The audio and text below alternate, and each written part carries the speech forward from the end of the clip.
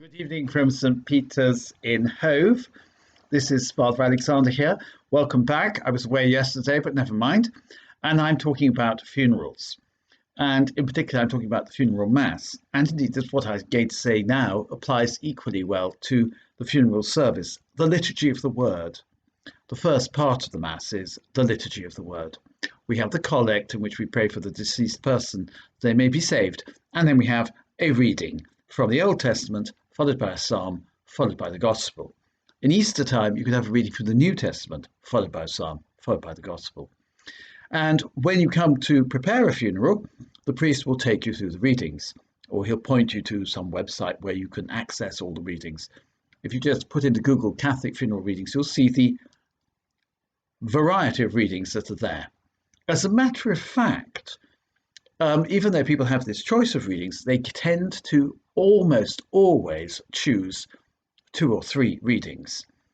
The first reading tends to be either the vision of the prophet Isaiah, which is Isaiah 25, 6-9.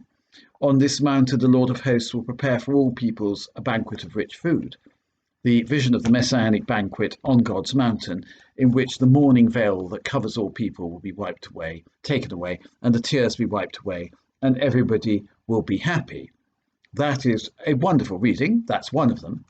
The second one, of course, is that they love to have is the souls of the just are in the hands of God. No torment shall ever touch them. The eyes of fools they did appear to die, but they're rich. They're leaving us seemed like a disaster, but their hope is full of immortality. That one is, of course, very popular, and it's a very beautiful, sonorous reading. One of the things about the readings, of course, is there also the Book of Job, for example, is another one, and there's also there must be more. But as I say, I do a lot of funerals, but it's always those two as the first reading. It hardly ever is another one. Hardly anybody wants to choose the Book of Job or the Book of Lamentations, for that matter. Why is that? The reason is, I suppose, that the Old Testament is not particularly rich in readings that are suitable for funerals. When we have a mass, we have a reading from the Bible, obviously. But in the time of the Old Testament, the children of Israel did not have a very pronounced belief in the afterlife, which comes as a shock to many people, but that's the way it was. The belief in the afterlife grew, but it came very late. And the Book of Wisdom, from which we have the reading, the souls of the just are in the hands of God, is in fact written only about 150 years before the time of Jesus.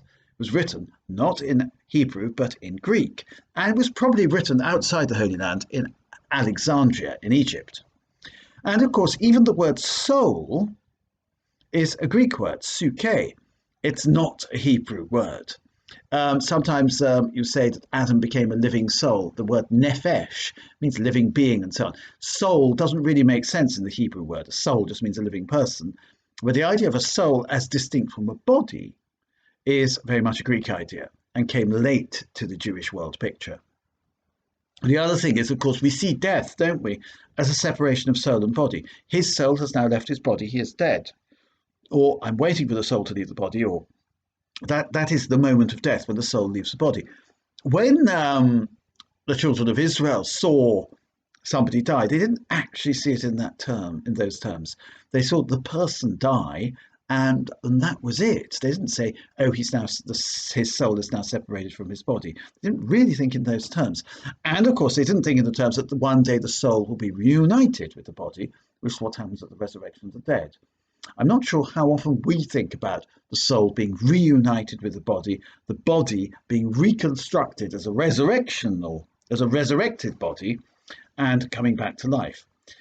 Quite often we think of the afterlife as sort of an attenuated form of this life. In fact, it's going to be much more glorious than this life.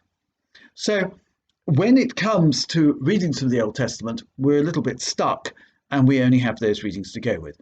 Having said that, if you want to have a reading from the Old Testament which you think is beautiful or resonant, have that reading. It might have nothing to do with funerals, nothing to do with death or resurrection. So, for example, you might have noticed at Prince Philip's funeral, we had a reading which was about the beauty of nature. There's nothing wrong with that at all. Why not have one about the beauty of nature?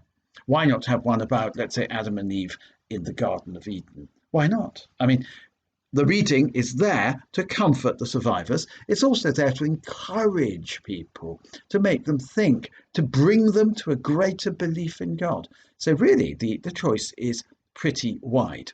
Anyway, that's the Old Testament reading. I'll talk about the Gospel tomorrow. All the very best, and the Psalm as well. All the very best. Bye.